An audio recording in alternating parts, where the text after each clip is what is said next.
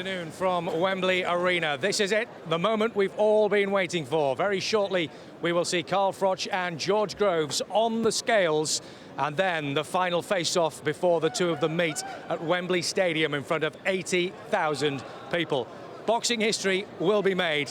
I'm joined to discuss matters by Jim Watt, Paul Smith and Paulie Malignaggi. Hopefully the weigh-in itself will be getting underway very, very shortly. But firstly, Jim, an amazing atmosphere, a fantastic fight, fingers crossed. It has all the ingredients, all the things that we would love to see in a massive, massive fight. Yeah, this fight can't possibly disappoint. And when we were here last time at the weigh-in, we'd listened to the bravado of George Groves for the weeks leading up to it, and we kept looking for little signs at press conferences and the weigh-in that eventually the magnitude of the fight that he was going to be involved in would dawn on him, and we'd see little signs of nerves and whatever. We didn't see it then. Now, I mean, that last time his confidence was unfounded, but this time, after the performance he put up last time, it's a 50-50 match with a lot of knowledgeable fight people fancying George Groves strongly. We're in for a huge event, and I'm looking forward to seeing both guys on the scales. We know they'll be in great shape, but I'm looking forward to seeing them. Well, fingers crossed, we are ready on the stage. It looks like things are going to get underway. Let's go then to Taku Koivunen.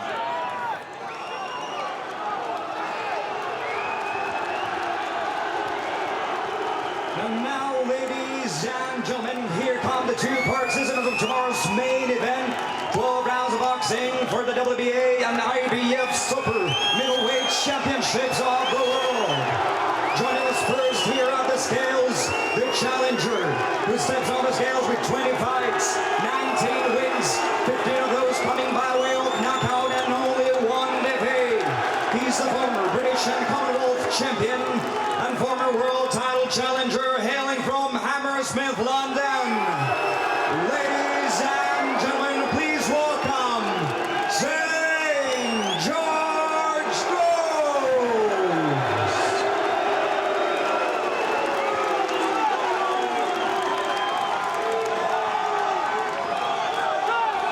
These moments where he didn't know he would get the rematch, he got the rematch, he trained very hard, and now he's finally the moment. He's about to weigh in for the biggest fight of his career tomorrow night.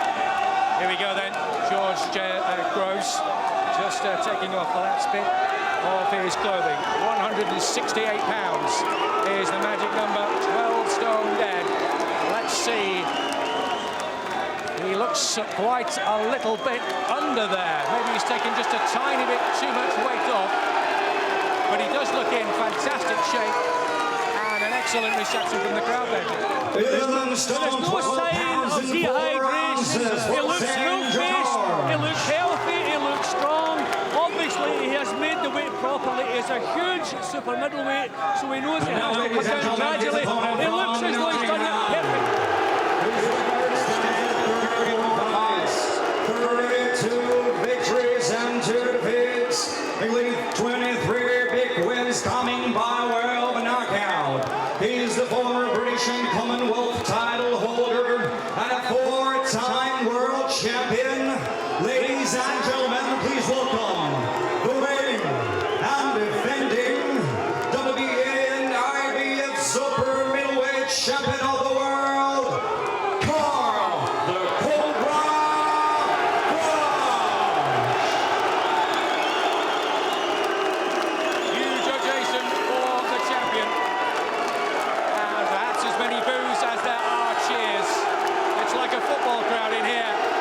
And just listen to this as Carl Froch makes his way onto the stage. A hug and a handshake from his promoter Eddie Hearn, and just a little word in the air from his trainer Robert McCracken. Just listen to this.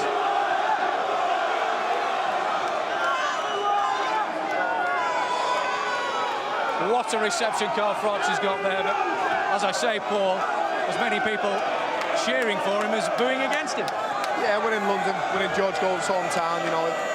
All that matters is this fight tomorrow. If Carl makes weight now, which let's face it, Carl's never been one to struggle with weight, then we've got the fight, and that's what we want. I thought George was a little light, you know, it doesn't usually come in that light, and he's obviously been taking a little bit of weight up this morning, as every fighter does. I won't read into it too much, but a little bit light for me. I think Carl maybe a bit lighter, he may have drank up, but he's never struggled with his weight, so it's one of those things. But I'm really, really excited. The atmosphere is great.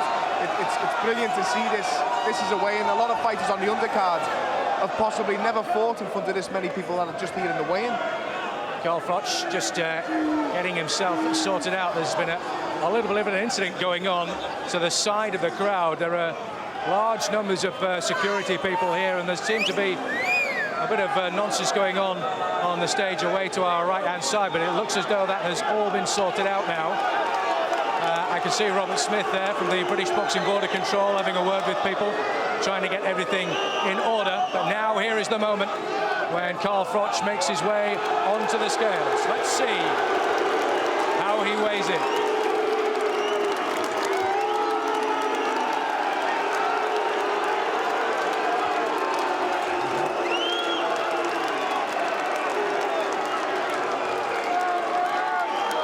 Unfortunately, there's a banner just covering the view of the scales that we have from here as the IBF officials check the weight.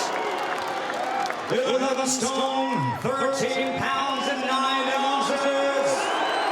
Cobra. So that's it, Jim. We have a championship fight. Carl Froch and George Groves, 2 world titles on the line. We can't wait for this one. No, it'll be terrific. There was never any question that Carl wouldn't be inside the weight limit. I mean, the reason he's still performing the way he is at almost the age of 37 is because of what he does in between fights. He's never out of shape. He's in terrific condition. And every fight he has, he builds on the stamina that he's built from the previous fights. Never out of shape. And that's what got him through last time. Physical conditions and fitness. This time he'll have physical condition and fitness, but mentally he'll be right as well. I think we'll see a different Carl Froch tomorrow night. Maybe, you know, what the punishment he took in the last fight against George Groves may have a telling on what takes place. But we know tomorrow night we're going to see the real Carl Froch. Here we go then. One last opportunity for the fighters to look into each other's eyes and see whether there is any hint of fear or worry, or if there is indeed any sort of advantage that can be gained from this one last final face-off. The press conference was pretty quiet.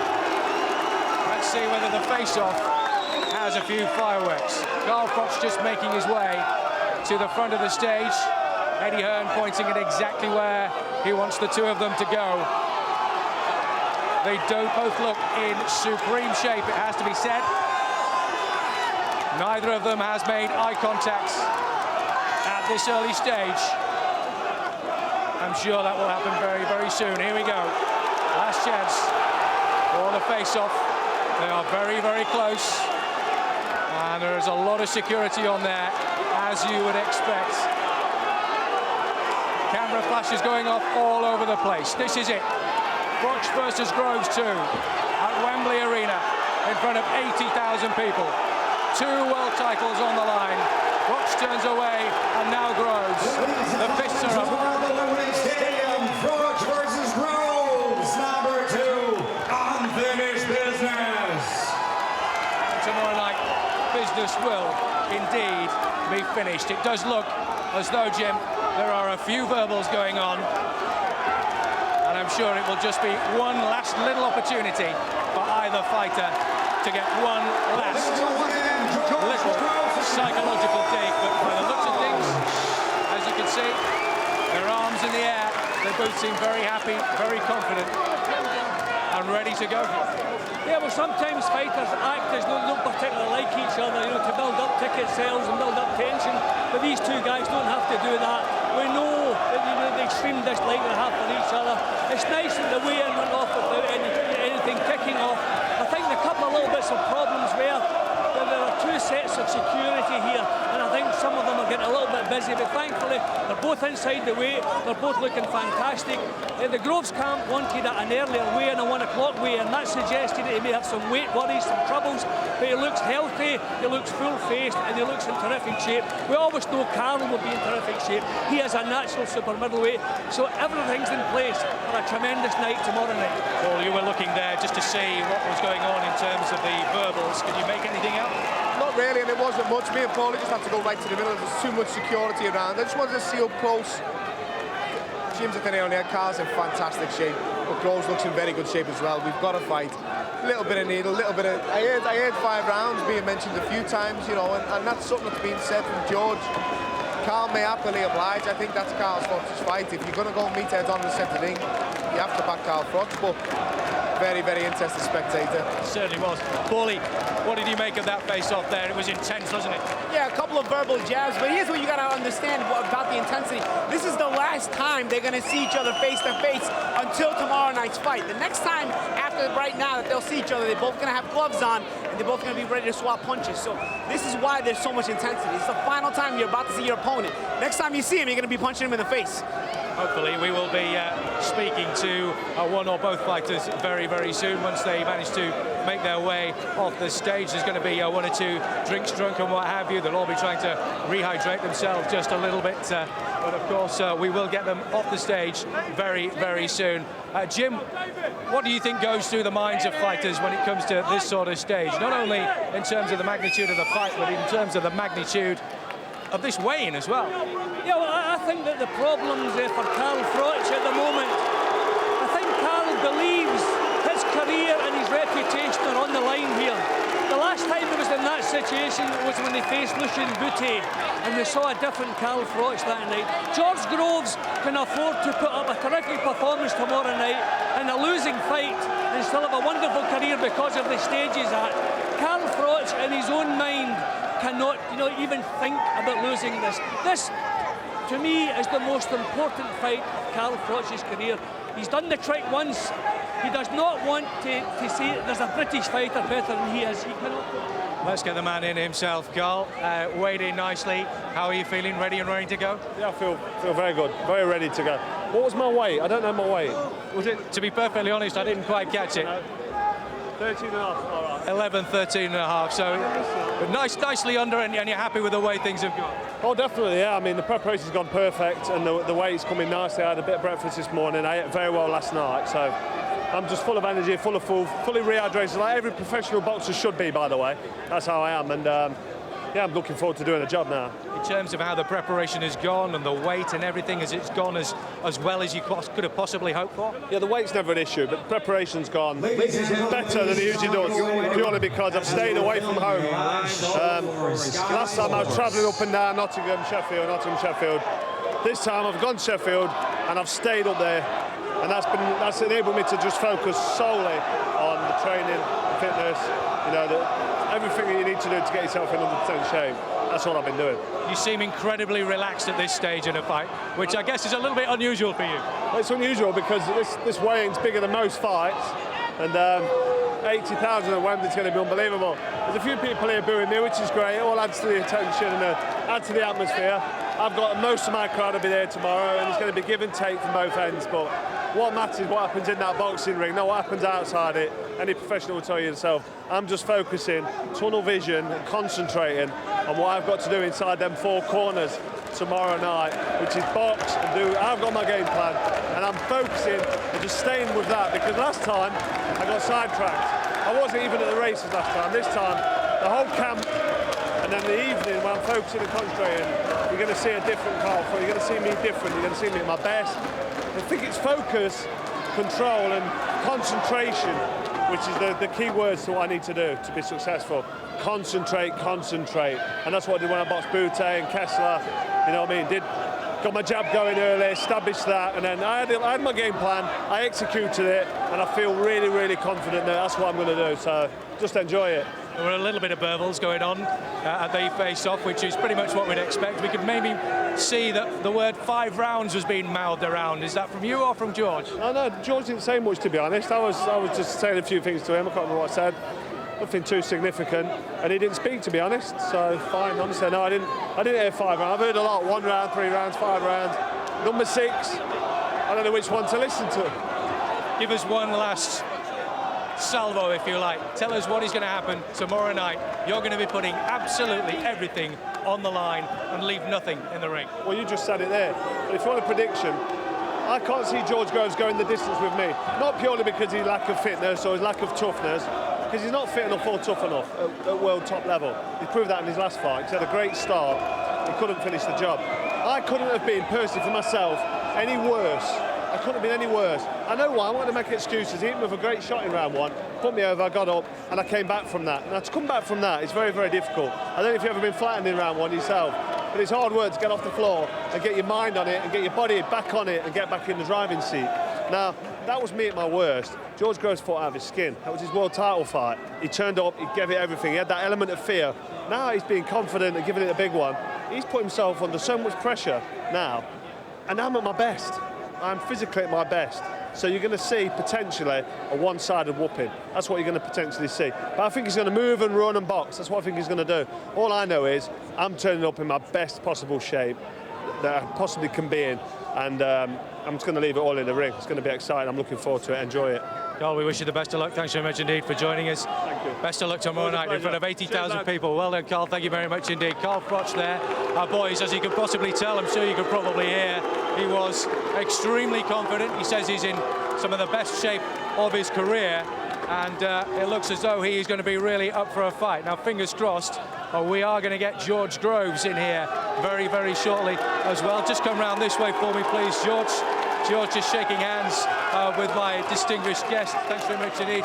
George, first of all, what about this incredible crowd here today? I know, I spent a long time trying to sell boxing events with crowds like this, and now this for the weigh-in, so fantastic. No surprise, you've got quite a lot of your fan club here by the looks of things too. Yeah, I mean, everyone was going to wonder how the split was going to be on fight night. I thought it might be maybe 50-50, but who knows, off the base of this, might be a little bit more one-sided. Now, you came in at the weight a little bit under. Was that part of the plan? Who, me? Yeah, I mean, I've done the weight comfortably. We wanted to moan about the 4 o'clock weigh-in for the sake of moaning. The weight's been fine. I've been 12.4 for the last 2 weeks. For me, that's nothing. I make the weight £2 light with a set of headphones on. So you're looking fantastic shape. How are you feeling? I feel perfect. You know, mind, body, and soul. I'm in the place. I'm in the zone. I couldn't be more ready. Vaya con Dios. We saw a little bit of verbals going on between yourself and Carl during the face-off. We could see maybe the words 5 rounds being mouthed. Was that from you or from Carl? I said nothing. There was no 5 rounds. Carl needed something today. I'm not sure what. He was talking and talking and talking. He says, I look dry, I look lean, you know, I look tight at the weight. Just weighed in £2 light. He's grasping for something. He needs reassurance. I've said this 6 months ago. He needs reassurance. He can't find it. He can't find it, and for that reason, he's going to struggle. And he's gone. Given the fact that you've had a strength and conditioning coach this time around for the first time for the full fight camp, is the best of George Groves going to beat what we've just been told is the best Carl Froch? Oh, of course. I'd beat Carl Froch every night of the week, and it doesn't matter if it's the best Carl Froch or the worst Carl Froch. You go back and watch this time before the first fight. Carl Froch said that he was in a perfect condition. He said that he'd done all the training. He says he keeps a diary, then he jots down everything. And he's hitting all his targets. So if he was lying about those targets, or he's lying now. So Carl is a liar, you know, and it's as simple as that. And it's come to the point where now, if he is in the best condition, he's used the excuse from the first fight saying he wasn't ready. If he's ready now, it's going to make a difference. So just how far are you prepared to go to rip those 2 world titles out of the hands of Carl Froch? We're ready. We're more than ready. We can go 12 rounds. We can go all night long. This fight is going to get worse and worse for Carl, round after round. He's not going to enjoy the first round, but he's not going to enjoy the second. The third's going to be worse. It's going to carry on like that. I don't think he's going to get past 3 rounds. Paddy says 5, maybe 6. But if we need to go 12 rounds, we can. We're in perfect condition. Are we going to see a new world champion on Saturday night? Yeah, of course, of course. The belt should be mine. Carl's had him on loan for 6 months. I'm bringing him back to London. They're in London now. I ain't letting them leave. George, we wish you the best of luck. Thanks very much indeed for all your work with us this week. Thank you very much indeed. So there you have it, guys. We have a world championship fight. Both fighters, Jim, as I said, look in supreme shape and are supremely confident. Yeah, it's going to be a terrific fight. I'm pleased to see how healthy George looked. Now, there was talk about that he would have trouble doing the weight, but no, there's no signs of dehydration. He's not pale looking. He's fit, as I say, full face, and he's healthy. But I think I would do pretty much what I did last time if I was George Groves, only I would go in with a 12-round plan. You can't expect to knock Carl Froch out. Nobody's ever done it before. Nobody's come close to doing it.